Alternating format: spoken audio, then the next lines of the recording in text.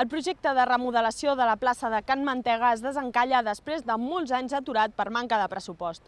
Els veïns no s'ho acaben de creure i els comerciants de la zona el consideren un projecte poc ambiciós. Us en donem més detalls a l'Infobarris de Sants Montjuïc d'aquesta setmana. Comencem! La plaça de Can Mantega es remodelarà abans que acabi l'any. L'Ajuntament ho farà després de molts anys de negociacions amb els veïns i de fer un procés participatiu el 2009 per decidir el disseny de l'espai. Als veïns els hi costa, la veritat, els hi costa molt perquè saps allò que diuen que ve el llop, que ve el llop, que ve el llop, i la gent al final ja no s'ho creu, quan dius, no, si aquest any farem les obres, bueno, ja en parlarem. La nova plaça ampliarà l'àrea de jocs infantils i el pipicant per evitar que els gossos corrin lliurement. També se'n renovarà l'enllumenat, el mobiliari urbà i l'arbrat.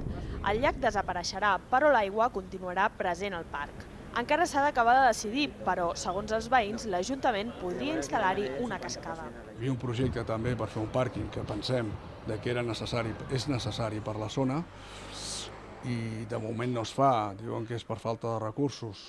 Pensem que en el seu moment es hagués pogut fer, continuem pensant que es pot fer perquè és un pàrquing que seria relativament fàcil de fer. Des de l'eix comercial Sants-Les Corts afegeixen que la reforma de la plaça és una bona notícia, tot i que consideren que la inversió de 800.000 euros només servirà per fer-li un rentat de cara a l'espai.